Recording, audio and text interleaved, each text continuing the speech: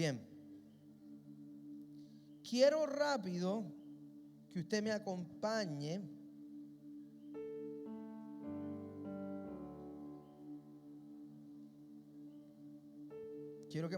a la Biblia,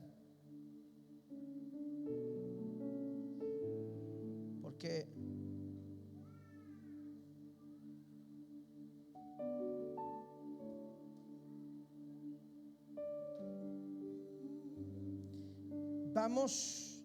hoy voy a enseñar, no voy a predicar, pues. Voy a enseñar acerca de el misterio de la sangre. De eso voy a hablar hoy, porque el Señor puso en mi corazón. Hay veces que nosotros no logramos valorar la ofrenda sacrificial expiatoria de Jesús, porque hay cosas con relación a la escena de la crucifixión que no entendemos bien. Y mientras estaba pensando y estaba orando para ver de qué manera yo podía exponer esta noche la enseñanza de la palabra del Señor, yo espero que usted esté listo para tomar notas y esté listo para recibir la palabra. Hoy voy a hablar acerca del misterio de la sangre. Existen razones específicas que dan validez profética al poder de la sangre de Jesús, que es en lo que se ancla la esperanza de la iglesia. Ese sacrificio de Jesús tiene una razón de ser, y lo que yo como pastor he buscado durante estos 5 años es que nosotros devolvamos el valor que tiene a la experiencia sacrificial de Jesucristo, porque la iglesia necesita recordar que la razón principal por la que estamos aquí no es para aprender del Apocalipsis, de los sellos y de las copas y de las trompetas. Estamos aquí porque fuimos víctimas de la gracia de Dios que fue expresada en la cruz del Calvario con el derramamiento de una sangre santa e inocente, y el resultado de eso trajo victoria por medio de ese sacrificio. Y en cada escenario donde Jesús se presenta por medio de su Espíritu a través de su iglesia, y se presentará de manera profética en todos esos escenarios por causa del poder de la sangre. Ese Cristo es victorioso. Quiero que usted vaya conmigo a la epístola de Juan, primera de Juan, capítulo número 5. Voy a leer el verso número 6 hasta el verso número 12. Primera de Juan, capítulo número 5, verso número 6 hasta el verso número 12. Si no tiene Biblia en las pantallas, le asistimos para que lea con nosotros esta noche. Mire cómo dice la palabra del Señor. A la gloria del Padre, del Hijo y del Espíritu Santo. Amén. Este es Jesucristo, que vino mediante agua y sangre, no mediante agua solamente, sino mediante agua y sangre. Y el Espíritu es el que da testimonio, porque el Espíritu es la verdad. Porque 3 son los que dan testimonio en el cielo: el Padre, el Verbo y el Espíritu Santo. Y estos 3 son uno. Verso 8. Y 3 son los que dan testimonio en la tierra: el Espíritu, el agua y la sangre. Y estos 3 concuerdan. Si recibimos el testimonio de los hombres, mayor es el testimonio de Dios, porque este es el testimonio con que Dios ha testificado acerca de su Hijo. El que cree en el Hijo de Dios tiene el testimonio de sí mismo. El que no cree a Dios le ha hecho mentiroso, porque no ha creído en el testimonio que Dios ha dado acerca de su Hijo. Verso número 11, porque este verso número 11 le pone una coherencia sintáctica a la idea del escritor. Y este es el testimonio, que Dios nos ha dado vida eterna, y esta vida eterna está en su Hijo. El que tiene al Hijo tiene la vida. El que no tiene al Hijo de Dios no tiene la vida. Cierre los ojos ahí. Señor, gracias por tu palabra.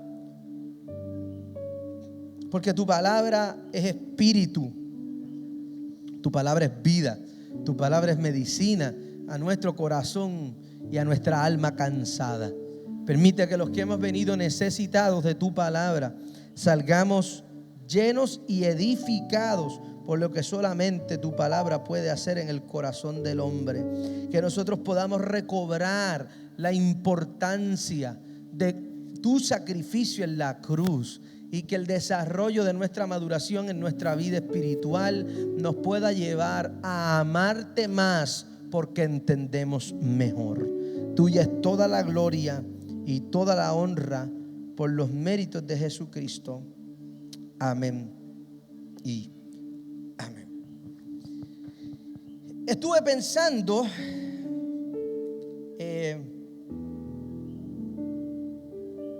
de qué manera podía entretejer la enseñanza de esta noche, porque ya usted sabe por algún tiempo que con el tiempo yo me he vuelto un predicador aficionado, fanático, apasionado por la comprensión de la doctrina del Evangelio.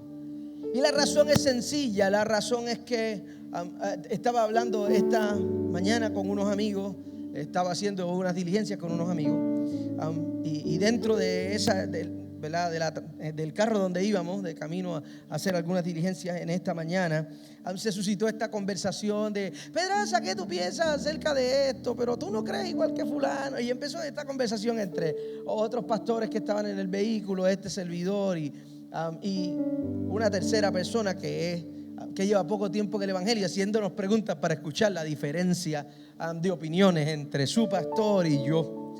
Y en esa conversación, curiosamente, comenzamos a hablar acerca del aspecto triunfante de la cruz.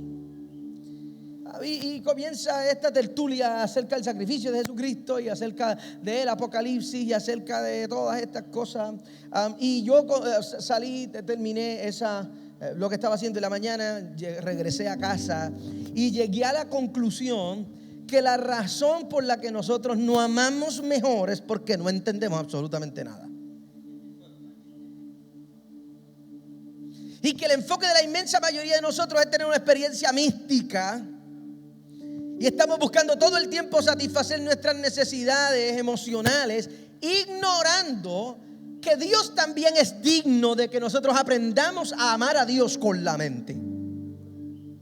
Amar a Dios con la mente, señoras y señores, tiene una implicación profunda, porque es la manera en la que el Evangelio, que es místico porque estamos hablando de la fe, pero a la misma vez tangible porque estamos hablando de la historia, de la filosofía y de algunos otros elementos importantes que evidencian el nacimiento, el Vía Crucis, la crucifixión y la resurrección de Jesucristo, tiene todo que ver con la manera en la que nosotros desarrollamos nuestra fe.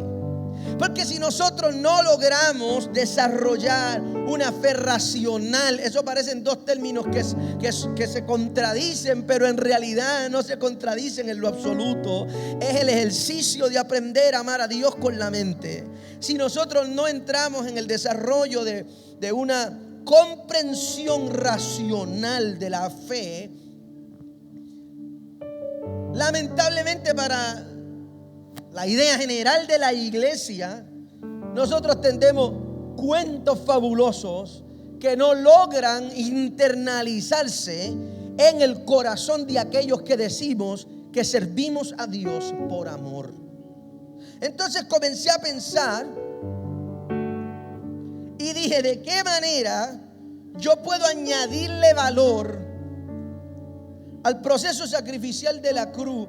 Es que la conversación de esta tarde a mí me dejó, ya yo estaba listo para lo que yo iba a hablar, pero la conversación me dejó perturbado porque yo no podía entender cómo es posible que las cosas más importantes que nosotros venimos a buscar de Dios son las cosas que Dios tiene para dar y no es a su Hijo.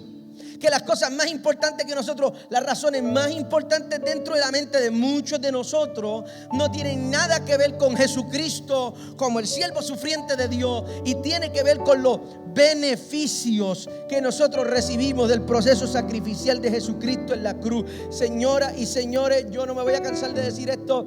Usted sí se va a cansar de escucharme decir esto. Cristo es lo más importante que la iglesia tiene. Cristo es la razón de la iglesia. Cristo es la intención de Dios con relación a su pueblo. Es que su pueblo pudiera conocerle a Él, y era imposible conocerle a Él si no era a través de su Hijo. Y nosotros como iglesia necesitamos recobrar el sentido de importancia acerca de eso. Porque no venimos aquí por casas y carros y sanidades y liberaciones. Venimos aquí porque necesitamos más de Dios. Venimos aquí porque nuestra vida fracturada, no nos hemos dado cuenta en la vida que de la única manera en la que estamos completos es si estamos cerca de Él, si lo estamos escuchando a Él, si estamos viviendo con Él. ¿Alguien entiende lo que yo estoy hablando hoy? No hay manera de sentir esa plenitud si nosotros no encontramos esa plenitud en la figura de Cristo en nuestra vida. Las otras cosas son secundarias. Ahora escuche bien, porque el apóstol Juan comienza a escribir en este capítulo número 5 una tesis bien interesante, porque está hablando acerca del fundamento de una fe victoriosa. Y si usted mira el capítulo número 5 a partir del verso número 1, usted se va a dar cuenta que el apóstol Juan no está hablando de cualquier tipo de fe. El apóstol Juan está hablando de una fe que vence al mundo. Y Juan dice, esa fe que vence al mundo está cimentada. Y ese cimiento de esa fe no debe estar en ninguna otra parte que no sea en Jesús, el Cristo. Y comienza a construir esta ponencia bien brutal, que si usted no ha tenido la oportunidad de leer Primera de Juan, el capítulo número 5, yo le invito a que lo haga, porque Juan comienza a explicar: esto es la fe cimentada en Cristo, y esto es lo que hacen, esto es lo que reconocen aquellos que han vivido esa fe, que aman a Dios porque entienden esta idea. Si usted mira el verso número 2 del capítulo número 5, se va a dar cuenta que Juan comienza a explicar esto diciendo: en esto conocemos que amamos a los hijos de Dios, cuando amamos a Dios y guardamos sus mandamientos. Juan le está poniendo pie y cabeza al concepto de la fe, porque el concepto de la fe puede ser un concepto bien abstracto para las personas que están tratando de conocer los elementos fundamentales de la fe, desconectados de la doctrina. ¿Sí? La fe no es creer, fe es creer en Jesucristo. Voy a explicar esto porque esto es bien importante para mí. Desarrollar una vida de fe es desarrollar una vida de confiabilidad en la victoria del Hijo de Dios. No es creer en cualquier cosa, porque a veces pensamos que tener fe es creer mucho. No. Tú puedes creer que tú vas a obtener el trabajo, y esa creencia no lo hace fe. Lo hace fe cuando tu confianza está puesta en Cristo y en la voluntad de Dios a través de la vida de su Hijo. ¿Alguien está aquí? Cuando mi nivel de confiabilidad está cimentado en Cristo, yo no estoy creyendo por un trabajo. Yo estoy creyendo que a través del Espíritu yo voy a recibir la revelación de Cristo acerca de la voluntad de Dios, y eso se traduce a mi vida. ¿Están aquí o no? Eso se traduce a mi vida de una manera en específico. Yo no desarrollo fe en trabajo, ni en casa, ni en carro, ni en oportunidades, ni en milagros. Yo desarrollo fe en la figura del Hijo de Dios, y creyendo yo que si mi fe está cimentada en Cristo, la voluntad de Dios que está expresada en Cristo, porque dice la Escritura que toda la plenitud de Dios está en Cristo, esa voluntad de Dios expresada en la vida de Cristo se va a materializar en mi vida. Es que yo creo y Dios no me lo da, porque tú tienes tu confianza puesta en otra cosa. Es que yo estoy creyendo que Dios me va a dar un trabajo. ¿Por qué no crees mejor que la voluntad de Dios se va a expresar a través de Cristo en tu vida, y que Dios va a hacer contigo lo que Dios quiera, y el resultado de eso va a tener una victoria para ti? ¿Están aquí o no? Para mí esto es importante porque nosotros tenemos que regresar al centro. Y ese es mi discurso constante y recurrente en esta iglesia, porque son más los que nos oyen que los que vienen aquí. Entonces yo uso como plataforma esta idea para ayudar a las iglesias que no están aquí, pero que se doctrinan con lo que predicamos aquí, a recordar que el mundo necesita a Cristo. Y si el mundo necesita a Cristo, la iglesia necesita a Cristo. La iglesia no puede pretender que el mundo quiera a Cristo si nosotros no queremos a Cristo primero. Ahora escuche bien, porque la manera en la que Juan comienza a explicar esta idea es a través del testimonio del Espíritu. Todo esto es una validación profética de quién es Jesús como Mesías. Y en los versos que yo tomé en consideración hace unos minutos, lo que está haciendo el apóstol es recordándonos la razón por la que nuestra confiabilidad está depositada en la idea de que Jesucristo es el Hijo de Dios. Dentro de la conversación intensa, interesante, bien gufiada, ayer estuve con Joaquín en una reunión. En algún momento Joaquín quería irse y dejarme en la reunión. Estábamos teniendo una conversación un poquito interesante con un pastor. Y en medio de la conversación yo le digo, mira, ¿tú sabes cuál es el problema? Joaquín cambió de todos los colores habidos y por haber, porque la inmensa mayoría de las personas se piensan que yo soy así cuando tengo un micrófono en la mano, pero yo soy así por naturaleza. Le dije, mira, ¿tú sabes cuál es el problema?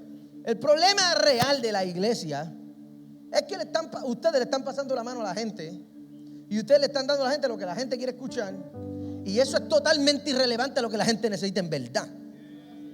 Entonces, como ustedes están hablando cosas que a la gente no le importan. Cuando estoy hablando con el pastor, Joaquín cambió de todos los colores habidos y por haber. Y cuando nos montamos en el carro, Joaquín me dijo, yo estaba a punto de irme de la reunión, porque yo no podía creer. La realidad, señores, es que la iglesia necesita volver a lo que es fundamental. No sirve de nada, y esta es mi opinión como pastor. Yo puedo dar aquí 7 estudios de los 9 ojos, de las 7 alas, de las 7 copas, de las 9 flautas, y nosotros no vamos a crecer y a madurar como creyentes conociendo las señales del fin. Lo que pasa es que como es místico, es mágico, es sobrenatural, tiende a ser atractivo. Pero la manera en la que la iglesia crece y madura en el desarrollo de su fe es conociendo al Hijo de Dios, conociendo el resultado de su sangre, conociendo los beneficios de su gracia, conociendo la herencia que hemos recibido, la eternidad, la esperanza que nos fue dada. Porque estamos pensando en la vida en la eternidad cuando no sabemos manejar la vida en la tierra. Señores, y la eternidad se comienza a vivir en la tierra. Yo lo he dicho 100 veces aquí. La eternidad comienza a vivirse en la tierra por medio de la salvación. Ahora, cuando empecé a ver de qué manera podía puntualizar esa idea, dije, tengo que hablar acerca del poder de la sangre. Porque precisamente como el cuerpo sin sangre no subsiste, el cuerpo de Cristo sin la conciencia del poder de la sangre del Hijo de Dios no subsiste. Entonces empecé a buscar de qué manera yo podía establecerlo.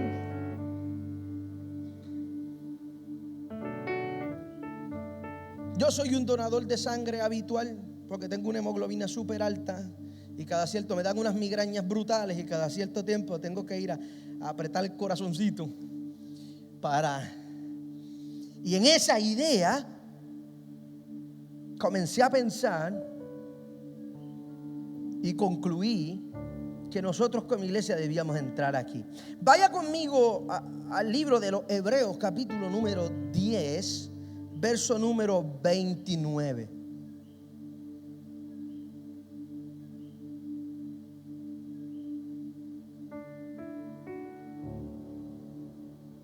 Míreme por favor.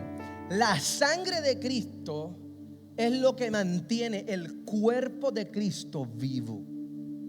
Y si la iglesia entiende la idea de que esa sangre que esta idea del derramamiento de la sangre viene desde el Génesis, pero no se perfecciona hasta el Cordero inmolado de Dios en Cristo.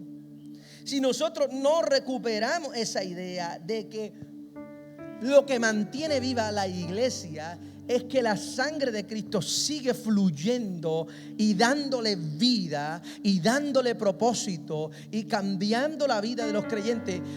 Si la iglesia nos recuerda eso, nosotros vamos a desvalorizar el sacrificio de Jesucristo. Hoy yo voy a hablar de las razones por las que la sangre de Cristo no es un culé colorado que se derramó en la cruz del Calvario, y la razón por la que la gente es transformada por el poder de la sangre. Libro de los Hebreos capítulo 10 verso número 29, voy a leer la Nueva Versión Internacional, que dice lo siguiente: ¿cuánto mayor castigo piensan ustedes que merece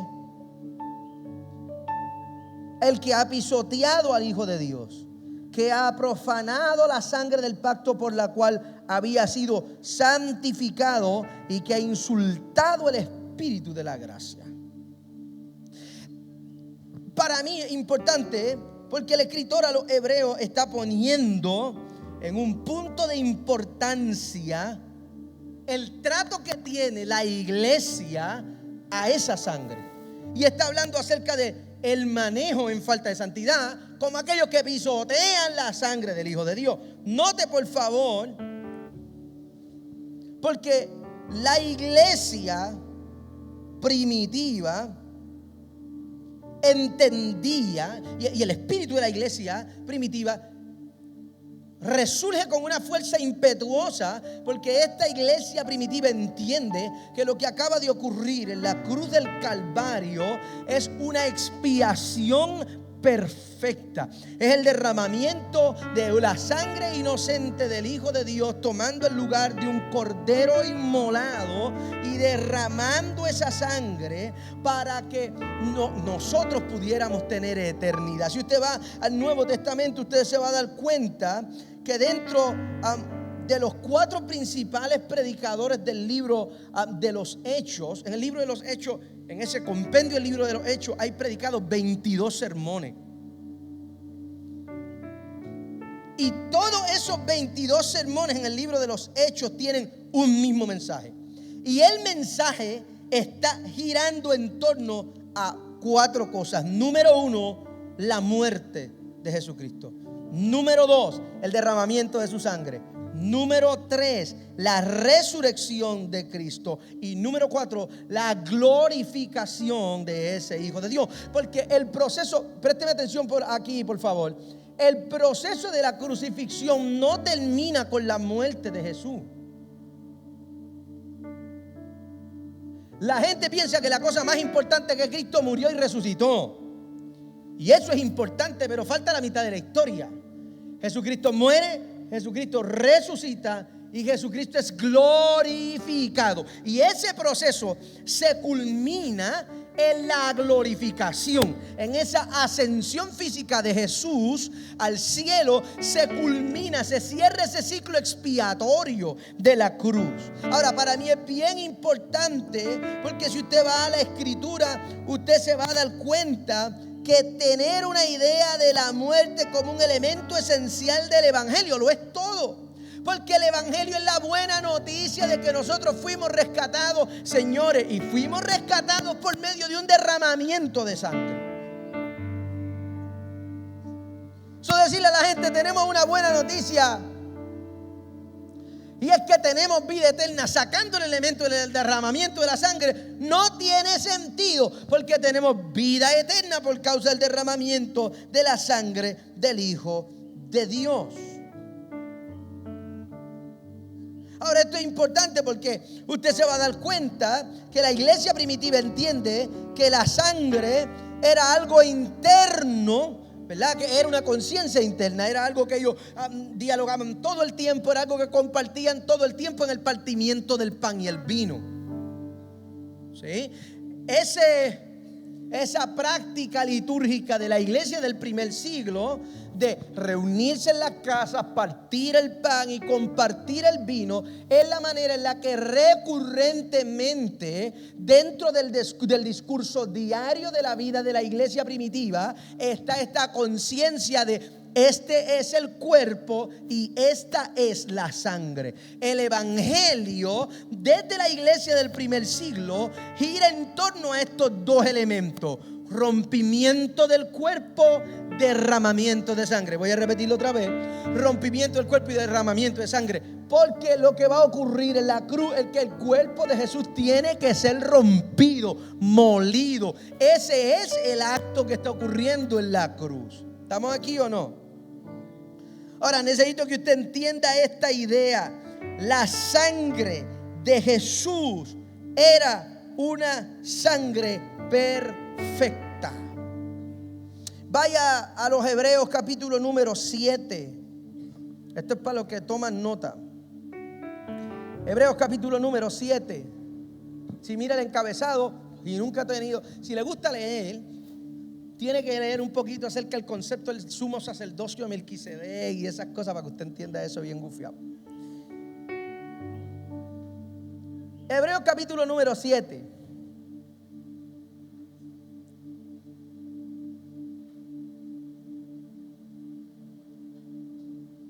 Voy a leer el verso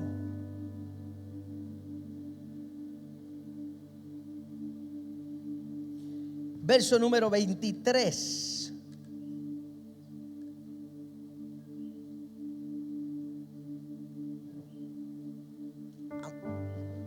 Si usted toma nota, tiene que abrir Hebreos capítulo número 7, verso número 23 al verso número 27 y debe subrayar y hacer notas de esto. Escuche lo que dice la lectura bíblica.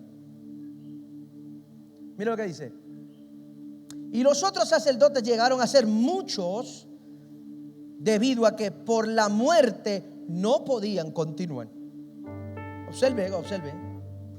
Mas este, por cuanto permanece para siempre, tiene un sacerdocio inmutable. 25.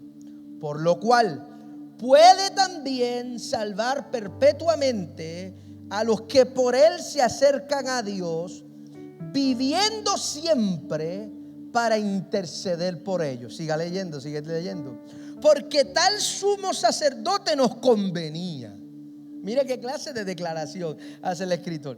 Santo, inocente, sin mancha, apartado de los pecados y hecho más sublime que los cielos, que no tiene necesidad cada día como aquellos sumos sacerdotes de ofrecer primero sacrificios por sus propios pecados y luego por los del pueblo, porque esto lo hizo una vez y para siempre, ofreciéndose a sí mismo, porque la ley constituye sumos sacerdotes a débiles hombres, pero la palabra del juramento posterior a la ley, al Hijo hecho perfecto para siempre.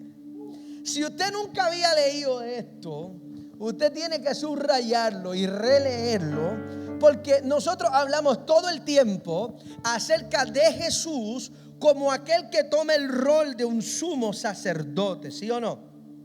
Ahora, el sumo sacerdote era la persona que se presentaba una vez al año para hacer un sacrificio.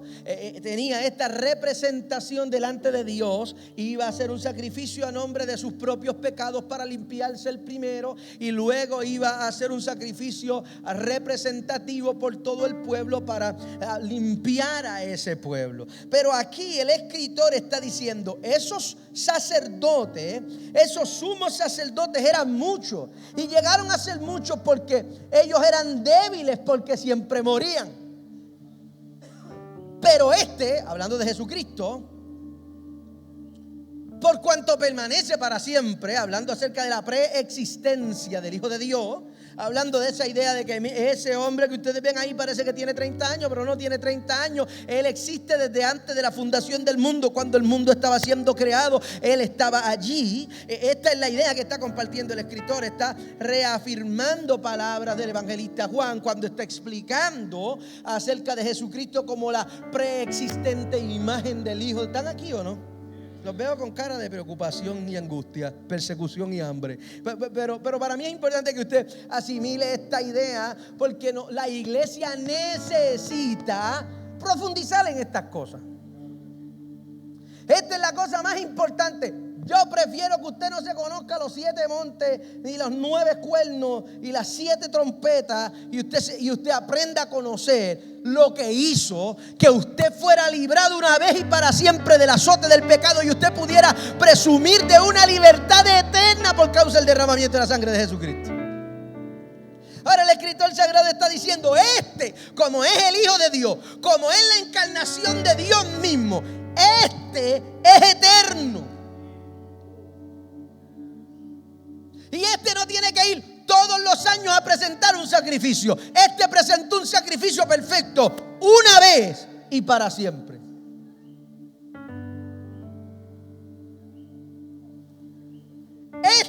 Era el sacerdote que nos convenía, un sumo sacerdote santo. Entienda esto. La sangre de Cristo era una sangre perfecta, porque era visto como una sangre santa, irreprochable, pura. Ya le voy a explicar por qué en los próximos minutos. Vaya asomándose por el Evangelio de Lucas, capítulo número 1, que le voy a explicar esta idea. Usted conoce esto porque yo le he hablado cientos de veces en esta iglesia.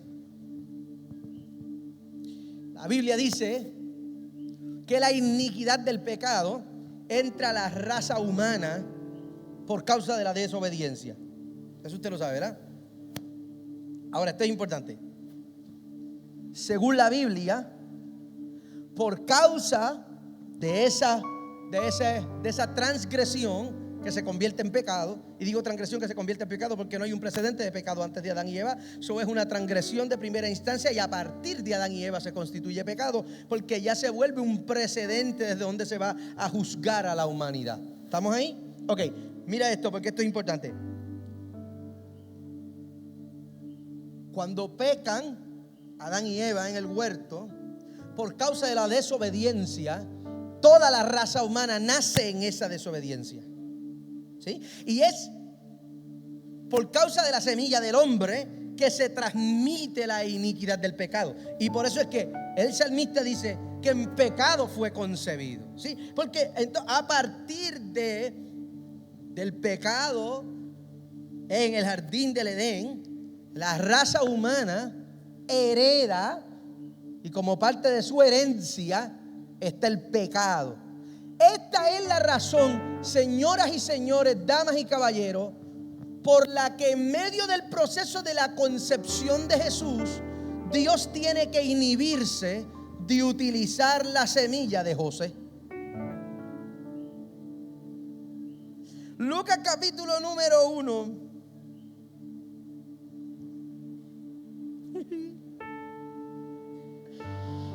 Cristo nace de una virgen. Y en esa idea de que Cristo es nacido de una virgen es que se establece la perfección santa de la sangre de Jesús. Escúchame, la razón por la que Jesús tiene que ser engendrado por el Espíritu y no es engendrado por José es por un asunto de sangre. Lucas capítulo número 1, verso número 34. Eso me emociona a mí. Lucas capítulo 1, verso 30. Dale desde el 30. Vamos a leer desde el 30. ¿Lo encontró?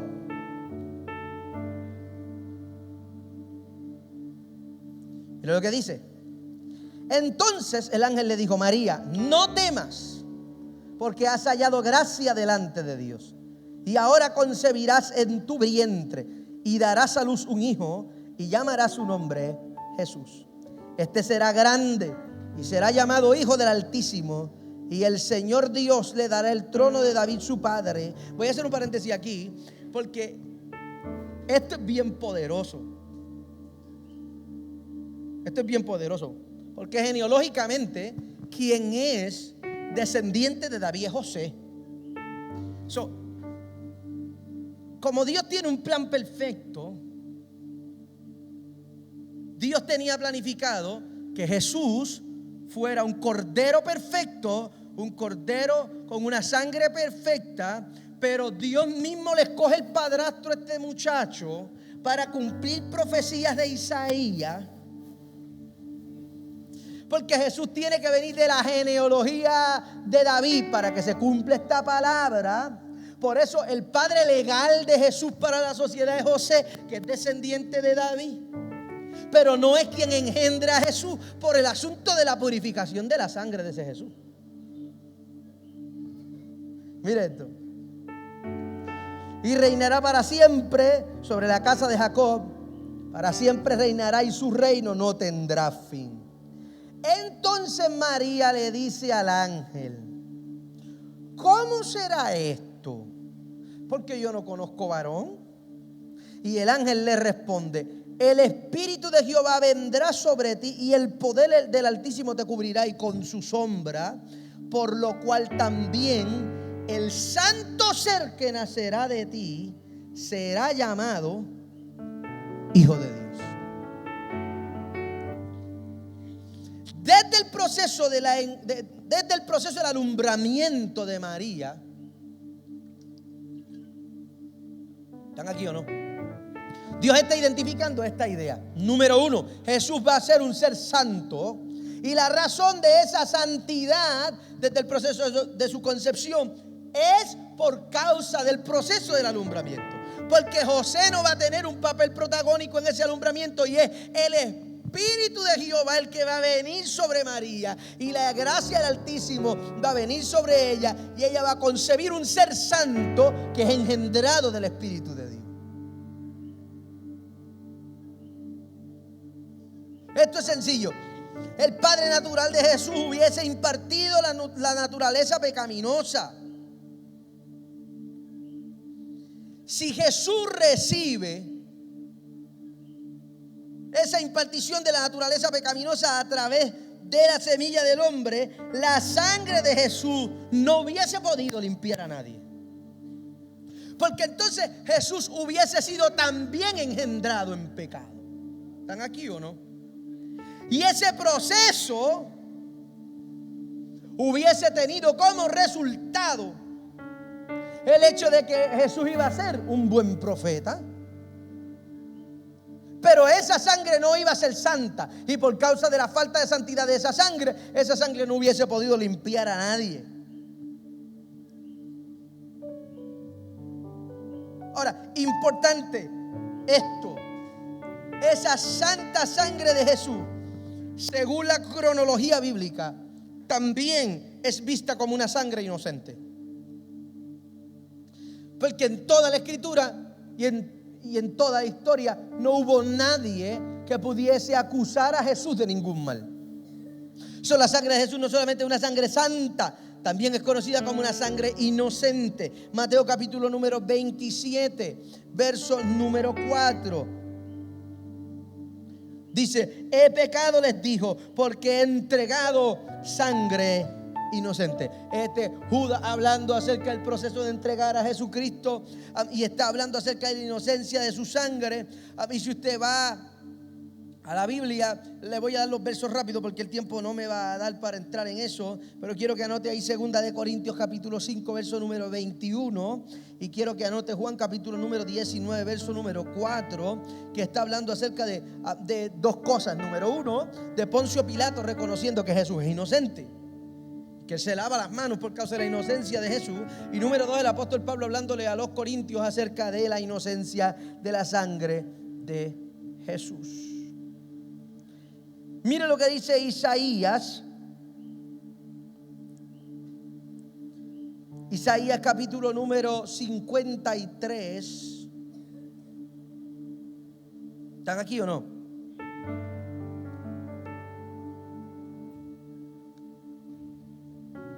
Isaías capítulo número 53. Este capítulo de Isaías es espectacular.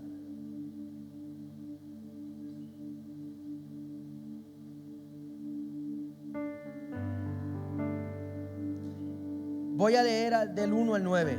Mira lo que dice. ¿Quién ha creído en nuestro anuncio? ¿Y sobre quién se ha manifestado el brazo de Jehová? Subirá cual renuevo delante de él, y como raíz de tierra seca. No hay parecer en él, ni hermosura le veremos, mas inatractivo para que le deseemos. Despreciado y desechado entre los hombres, varón de dolores, experimentado en quebranto. Y como escondimos de él su rostro, fue menospreciado y no le estimamos. Ciertamente llevó nuestras enfermedades y sufrió nuestros dolores. Y nosotros le tuvimos por azotado, por herido de Dios y abatido. Mas él herido fue por nuestras rebeliones, molido por nuestros pecados. El castigo de nuestra paz fue sobre él, y por su llaga fuimos nosotros curados. Todos nosotros nos descarriamos como ovejas, cada cual se apartó por su camino, mas Jehová cargó en él el pecado de todos nosotros. Angustiado él y afligido, no abrió su boca. Como cordero fue llevado al matadero, y como oveja delante de sus trasquiladores enmudeció y no abrió su boca. Por cárcel y por juicio fue quitado, y su generación ¿quién la contara? Porque fue cortado de la tierra de los vivientes, y por la rebelión de mi pueblo fue herido. 9. Y se dispuso con los impíos su sepultura, mas con los ricos fue en su muerte, aunque nunca hizo maldad, ni hubo engaño en su boca. Si usted va a la Biblia, se va a dar cuenta que cuando estamos hablando acerca de Jesús, estamos hablando de la perfección de ese Jesús. Si Jesús es perfecto, es la esencia de quien Él es. El derramamiento de esa sangre es una sangre inocente, es una sangre santa y es una sangre perfecta. Ahora, a mí me gusta explicar esta idea porque nosotros necesitamos recordar que nosotros hemos sido rescatados por medio del derramamiento de la santa, poderosa y eterna sangre de Jesucristo. Es por eso que recibimos sanidad, es por eso que recibimos libertad, es por eso que recibimos esperanza, es por eso que recibimos vida eterna. Porque el mensaje que nosotros hablamos a la gente es la validación de los testigos oculares de un sacrificio que ha llegado hasta nosotros, y desde esa seguridad nosotros nos plantamos. Miren lo que dice 1 de Juan capítulo 3 verso número 5, el apóstol Juan hablando. Pero ustedes saben que Jesucristo se ha manifestado para quitar nuestros pecados, y Él no tiene ninguno.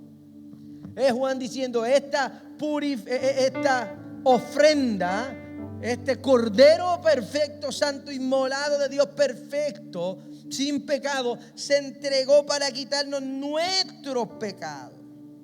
Y que nosotros pudiéramos estar conscientes de que nosotros hemos sido librados del azote del pecado. Yo hablaba con alguien en estos días y estábamos hablando acerca de las maldiciones generacionales. By the way, no crea ese embuste. Hágase este favor y lea bien la Biblia. La Biblia dice que no hay ninguna condenación para los que están en Cristo. Si la sangre de Cristo no pudo liberarte de la maldición de la bisabuela tuya y del tatarabuelo tuyo y de tití Juanita y de tío Pedro, si la sangre de Cristo no te pudo liberar de eso, no te va a liberar nada. Es una locura, es esquizofrenia teológica pensar que la sangre de Cristo nos limpia de toda maldad, y la sangre no es lo suficiente poderosa, y después de eso tenemos que seguir nosotros haciendo oraciones y ritos, inventos, para que lo que la sangre no pudo terminar, nosotros lo terminemos. Es una locura, señores, eso es una locura. Sí hay maldiciones del enemigo, sí hay pecado del enemigo, que todos se rompen, todos se quebrantan, todos se detienen, todos se paralizan cuando la sangre de Cristo toca a alguien. Alguien iba a venir hasta donde ti, pero la sangre de Cristo vino primero. ¿Alguien entiende lo que yo estoy hablando? Iba a acabar contigo, pero la sangre de Cristo rescató tu vida. Y ya tú tienes que vivir desde la conciencia de que tú fuiste librado. No solamente libertado, también librado. Parece que eso es la misma palabra, pero no lo es. Libertado se refiere a las cosas que te atan a ti. Librado se refiere a las cosas que vienen tras de ti. Y nosotros, por causa de la sangre, fuimos libertados y librados. Entienda eso, porque si usted no lo entiende, usted no va a poder vivir la libertad con la que Cristo nos llamó para vivir. Porque si el bisabuelo era alcohólico, el abuelo era alcohólico, el papá era alcohólico, ¡psych! Y la sangre de Cristo me cambió a mí. Es que Titi era bruja y el primo era brujo y el otro era brujo, pero a mí no me va a tocar porque la sangre de Cristo me alcanzó a mí. Y cuando yo vivo desde la conciencia de esa libertad y que esa santa sangre de Jesucristo vino para limpiarme a mí, limpiarme de mi pasado. Tú sabes lo brutal que es que la iglesia no lo entiende, pero tú sabes lo que es que esa sangre te limpió de pecados que tú no has cometido todavía. Eso es una cosa que, si tú lo piensas de verdad, saber que dentro de su omnisciencia Dios conoce quién tú eres y Dios conoce los errores que vas a cometer mañana, y Dios no te está dando la sangre de Cristo a cucharita, ni te la está dando por cc. Cuando tú fuiste a la cruz de Cristo, ¿alguien entiende? Cuando tú fuiste a la cruz de Cristo y tocaste esa sangre te libró de tus pecados pasados, de tu pecado presente y de tu pecado futuro. Y ahora fuimos justificados pues por la fe y tenemos paz para con Dios. No es solamente que yo fui librado de eso, es que Dios quería que yo viviera en paz. Se vive en paz cuando se entiende la libertad que recibimos por causa de la sangre de Jesús. Uy, santo Jesús. Dije que no iba a predicar, pero Samaya aquí va sojalaya. Tengo que hacerlo porque es que yo soy muy pentecostal para hablar de esto muy tranquilito. Hebreos capítulo... Estoy dándole Biblia hoy para que la gente... Hebreos capítulo número 9. ¿Están aquí o no? Verso número 13. No, voy a leer desde el 11. Es que yo no sé por qué yo marco los textos si quiero leer desde antes. Hebreos capítulo número 9.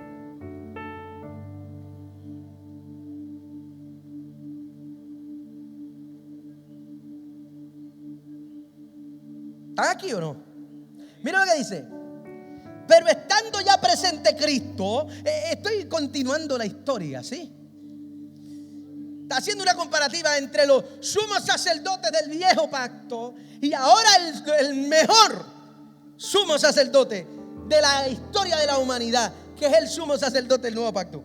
Pero estando ya presente Cristo, sumo sacerdote de los bienes venideros,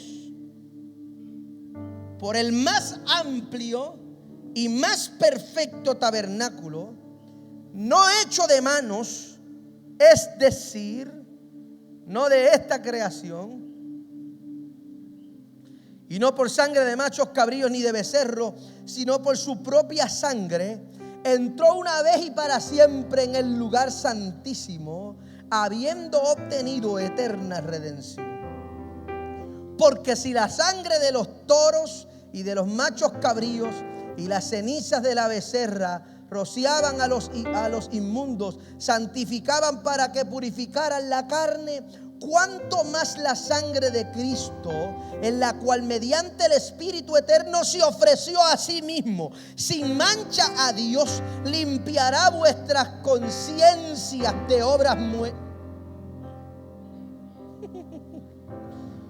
para que ustedes sirvan al Dios vivo. 15. Así que por eso es mediador de un nuevo pacto, para que interviniendo la muerte para la redención de las transgresiones que había bajo el primer pacto, tanto los llamados reciban la promesa de la herencia eterna. ¿Los quiénes? No es todo el mundo. ¿Los quiénes? Los llamados. Lo voy a dejar ahí. Eso es más que para añadirle salsa al taco. Lo que está diciendo el escritor a los hebreos, una explicación simple. Está diciendo, este sumo sacerdote, si la gente se limpiaba por el derramamiento de la sangre de los toros y de los bueyes, ¿cuánto más no vamos a ser limpiados? Me encanta esto, porque aquí no está haciendo una referencia meramente a la conducta del hombre. Está hablando también de la conciencia del hombre.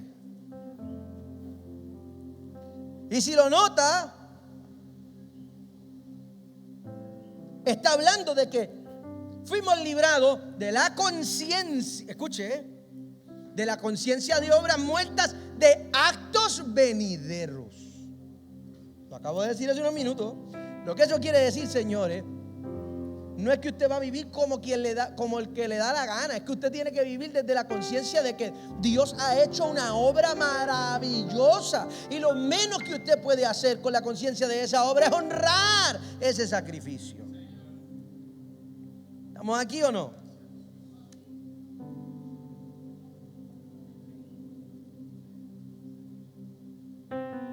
Ahora, esto es bien importante. Hay alguna gente que no entiende por qué se usa la representación del vino en la Santa Cena. Y eso tiene todo que ver con el elemento de la sangre. Es el elemento representativo de la sangre.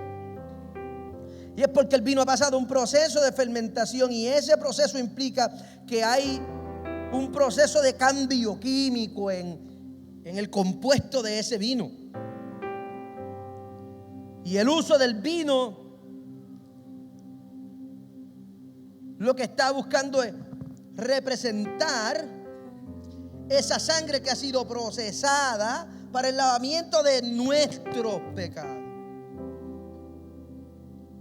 La sangre de Cristo es tan pura que al aplicarla en la vida de cualquier pecador, ese pecador se purifica también. Quizá usted no entiende mucho este concepto, pero voy a explicar este concepto que quizá los que saben un poquito más de teología entienden un poco mejor. Por eso en nuestra iglesia nosotros tenemos una propuesta de mesa abierta.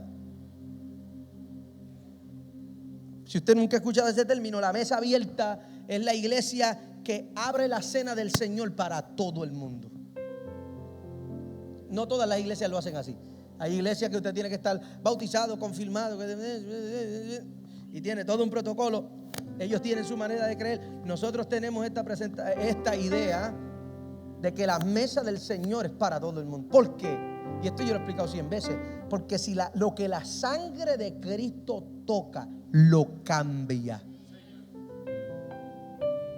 Y nosotros creemos que todo el que se expone a la sangre de Cristo es purificado como esa sangre es pura.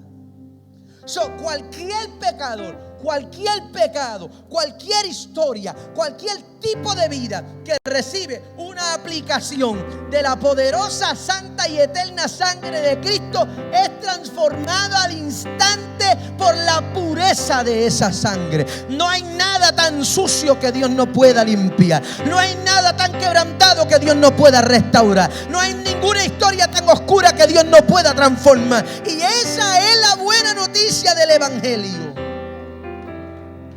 Mira lo que dice Primera de Juan capítulo 1 verso número 7. Pastor Benji está con las babas que se le salen hoy. Primera de Juan capítulo 1 verso número 7. Mira lo que dice. Agarré hoy la nueva versión internacional porque lo explica de una manera tan sencilla que quise utilizar esa versión hoy. Mira lo que dice Primera de Juan 1:7. Pero si vivimos en la luz así como Él está en la luz, tenemos comunión unos con otros. Y la sangre de su Hijo nos limpia de todo pecado. La implicación es importante, porque el escritor sagrado no dice que nos limpió, dice que nos limpia. Esa sangre de Cristo nos sigue limpiando. ¿Alguien entiende lo que yo estoy hablando? Esa sangre de Cristo me sigue renovando, me sigue cambiando, me sigue limpiando, sigue perfeccionando la buena obra que Dios ha comenzado. Mire lo que dice el apóstol Pedro acerca de la sangre de Cristo. Primera de Pedro, capítulo número 1, verso 18 y verso número 19.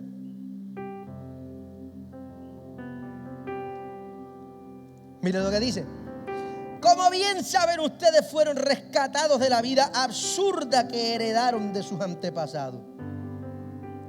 El precio de su rescate no se pagó con cosas perecederas, como el oro o la plata, sino con la preciosa sangre de Cristo, como la de un cordero sin mancha y sin defecto. Señoras y señores, damas y caballeros, el apóstol Pedro está sugiriendo una diálisis espiritual. Literalmente el apóstol Pedro está sugiriendo que lo que ocurre en la sangre del Calvario es que nuestra sangre contaminada es purificada y cambiada por la sangre del Hijo de Dios. ¿Qué clase de asunto?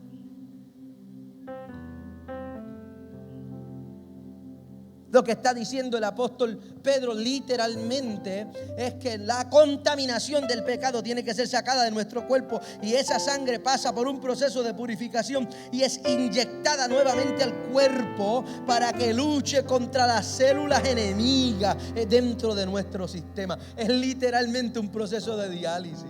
Lo que está diciendo el apóstol Pedro es que el proceso de la purificación de esa sangre renueva la sangre de ustedes y les da herramientas para que ustedes puedan pelear con eso malo que llevan por dentro. Eso es lo que hace la sangre de Jesús. Va generando un proceso de purificación diario y va equipándonos por medio de la transformación de nuestro entendimiento para que nosotros seamos cambiados y vayamos declarando una victoria diaria a la oscuridad del pecado con la que lidiamos todos. Ay, Dios mío, yo voy a tener que compartir este bosquejo porque yo sigo dándole para arriba y yo digo, wow, Sanda, la vasalla, yo escribí un montón aquí, aleluya. Escuche esto, la sangre de Cristo es una sangre perpetua. La iglesia puede hablar de eternidad porque la sangre de Cristo es eterna. Hebreos capítulo número 9, verso número 11 y verso número 12.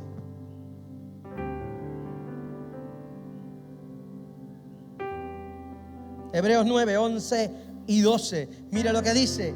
Cristo, por el contrario, al presentarse como sumo sacerdote de los bienes definitivos en el tabernáculo más excelente y perfecto, no hecho de manos humanas, es decir, que no es de esta creación, entró una sola vez y para siempre al lugar santísimo.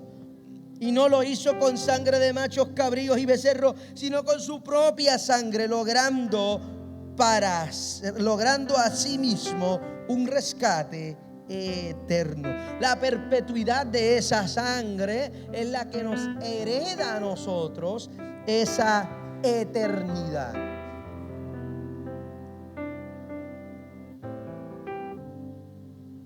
¿Sabe lo que significa eso, señoras y señores? Que la sangre de Cristo y su muerte proveen para nosotros purificación continua. Voy a repetir eso, que la sangre de Cristo y su muerte proveen para nosotros purificación continua. Que esa fuente no se va a secar ni no va a perder su poder limpiador. Que nosotros vamos a fallar y nos vamos a acercar a Dios. Señoras y señores, lo he dicho 100 veces, lo tengo que repetir. El ser humano, por causa de su naturaleza pecaminosa, está incapacitado para sentir el deseo de reconciliarse con Dios. La razón por la que usted falla y siente la necesidad de volver a Dios es porque el Espíritu de Dios está llevándolo usted en un proceso de purificación y el propio Espíritu de Dios le está conectando a la esencia de quien Dios es. El arrepentimiento es una obra del Espíritu Santo. Los pecadores pecadores se arrepienten porque el Espíritu Santo está trabajando con ellos. No hay bondad en la naturaleza del hombre para que el hombre sienta arrepentimiento por mérito carnal. Yo me arrepiento porque Dios tiene un plan conmigo, porque Dios está trabajando conmigo, porque Dios está perfeccionando su obra conmigo. Y aunque yo me siento pecador porque acabo de cometer un error, y me siento mal porque acabo de cometer un error, me siento mal porque hay una conciencia de pecado que está generando el Espíritu de Dios para devolverme a la esencia para la que yo fui diseñado. Porque como yo fui predestinado por causa de la salvación, yo he sido preservado en Cristo.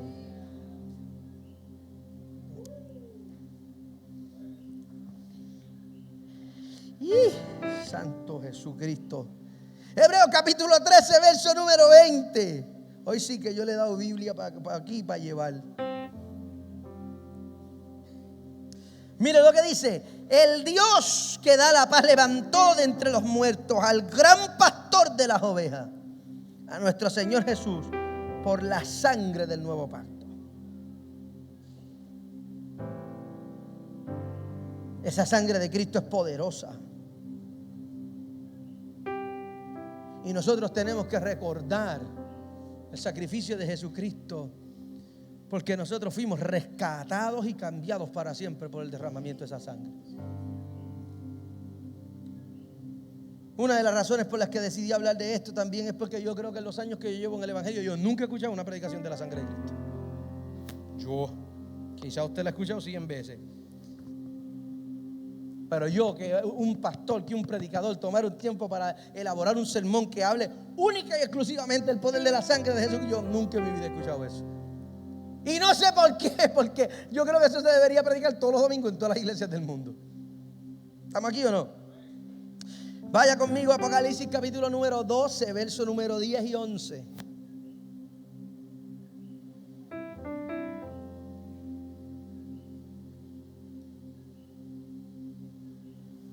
Mire esto. Tengo nueva versión internacional. Luego oí en el cielo un gran clamor. Han llegado ya la salvación y el poder, y el reino de nuestro Dios ha llegado. Ya la autoridad de su Cristo, porque ha sido expulsado el acusador de nuestros hermanos, el que los acusaba de día y de noche delante de nuestro Dios. Ellos lo han vencido por medio de la sangre del Cordero y por el mensaje del cual dieron testimonio. No valoraron tanto su vida como para evitar la muerte. Señores,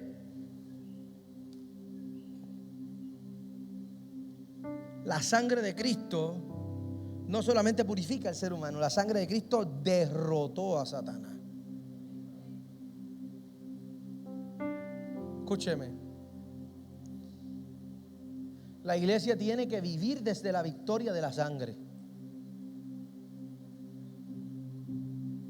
Voy a repetir eso. La iglesia tiene que vivir desde la victoria de la sangre. La iglesia, el cuerpo de Cristo, tiene que parar los espectáculos, porque la liberación es el pan de los hijos. Esa es una victoria. Eso no hay que hacer escándalo, eso no hay que hacer un show, eso no hay que entrevistar demonios. Los que han sido lavados por la sangre de Cristo no le tienen que tener miedo al diablo, ni a los demonios, ni a los bichones, ni a las... No, porque la sangre de Cristo obtuvo la victoria. Tú no peleas con eso, tú disfrutas la victoria de eso. Cristo peleó y Cristo ganó. No, que yo tengo a Cristo en la planta, yo tengo al diablo debajo de la planta. Tú no tienes al diablo en ninguna parte. Cristo tuvo a Satanás debajo de la planta de sus pies y Cristo venció. ¿Dónde está muerte tu aguijón? ¿Dónde sepulcro tu victoria? En el proceso de la resurrección, Cristo agarró la cabeza de la serpiente y la aplastó. Eso no eres tú, no soy yo. En el otro lado, donde yo me crié, el Señor, pisa al diablo. No, te van a pisar a ti. Mírame, y te van a pisar bien pisado. Porque el único, escúchame. la autoridad que tiene la iglesia es una autoridad delegada por causa de la victoria de Jesucristo. Tú no tienes, escúchame, tú no tienes, yo no tengo y no tendremos jamás la autoridad de pisarle la cabeza al diablo. Porque si tú pudieras pisarle la cabeza al diablo, pudieras redimirte a ti mismo. Hello. Quien único tuvo, tiene y tendrá ese poder es Cristo. Yo vivo desde la victoria de que mi papá derrotó a mi enemigo. Yo no tengo que derrotar al enemigo. Yo tengo que recordarle a mi mente que la victoria está en el nombre del Señor. Que yo tuve la victoria y yo puedo caminar desde esa victoria. Que yo no tengo que bajar la cabeza, que yo puedo levantar la cabeza. Que Él es el que levanta mi cabeza, el que saca del hoyo mi vida, el que me corona de favores, el que hace de los pies como de sierva y en las alturas me hace andar. Yo vivo desde la victoria.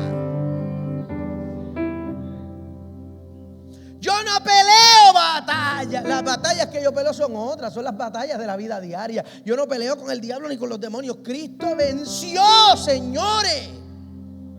En el derramamiento de su sangre, Cristo venció y venció a los principados, a las potestades, a los gobernadores. Señores, no hay niveles espirituales que no haya derrotado la sangre poderosa de Jesús. Vivamos desde esa victoria.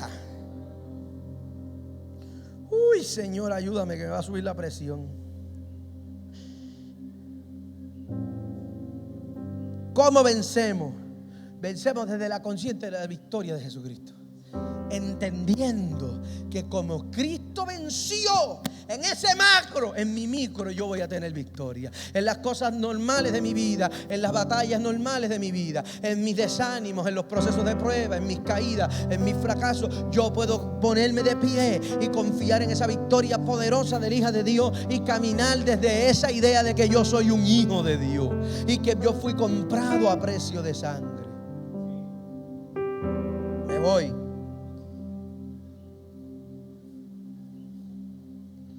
Yo escuchaba la prédica del doctor Eliseo Alcárcer el domingo y yo no podía evitar llorar ahí.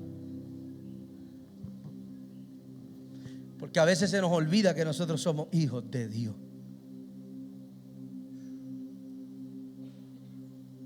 Escúchame, y somos hijos legítimos de Dios.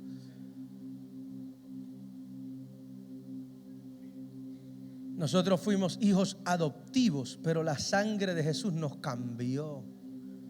Y de ser hijos adoptivos, ahora somos hijos legítimos de Dios, porque dentro de nosotros está corriendo la sangre de Dios.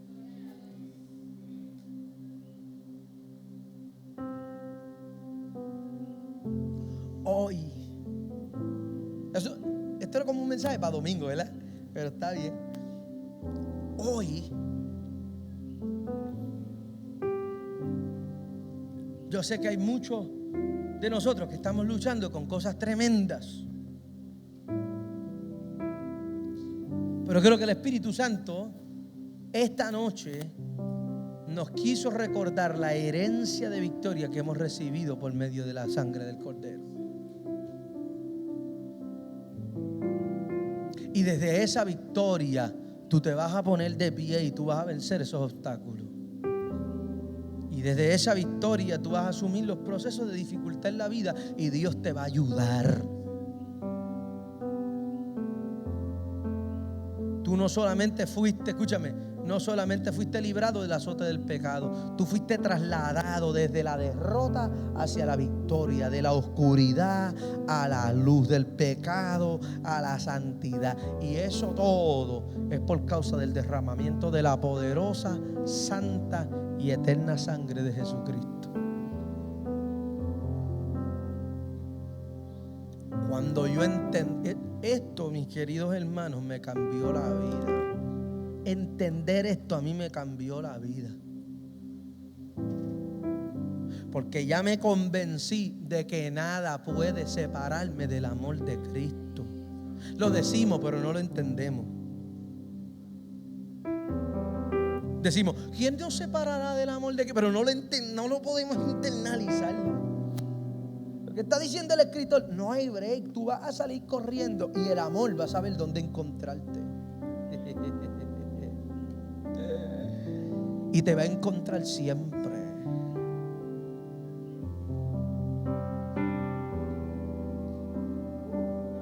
Cierro.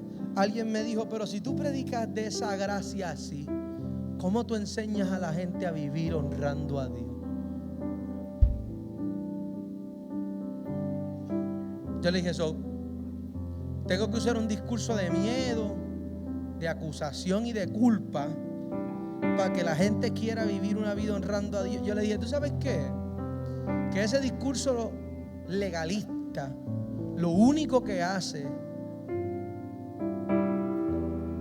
es fomentar en la vida cristiana una doble vida y desarrollar en la vida de los creyentes un apantallaje, porque al final la gente lucha con lo que lucha y punto, y la gente maneja lo que maneja y punto. Ahora te van a mostrar a ti lo que ellos saben que tú quieres ver del proceso, pero cuando la gente está consciente de que no hay nada bueno en mí, que lo que yo tengo bueno es Dios, que es Cristo trabajando en mí.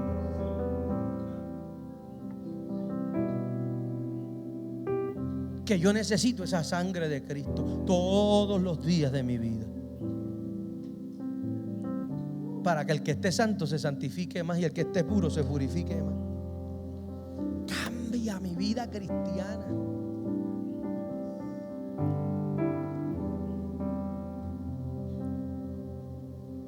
Yo no sé qué siente su corazón hoy con la palabra que yo recibí de parte de Dios para compartirles esta noche.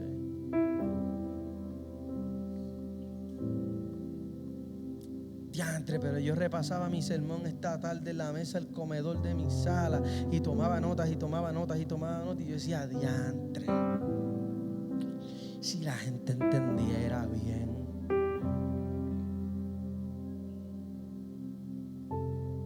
Con los ojos cerrados y la cabeza inclinada esta noche, yo no voy a abrir el altar como de costumbre,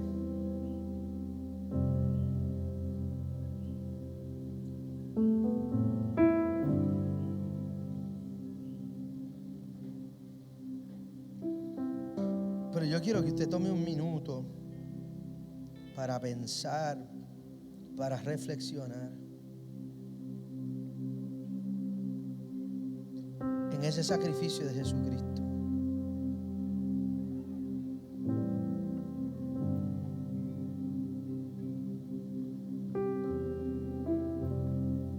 ¿Cuántas veces le hemos dado la espalda y hemos menospreciado ese sacrificio? Hemos vivido como si este evangelio fuera las buenas noticias de un buen cuento y no hubiese costado el derramamiento de la sangre de Jesús.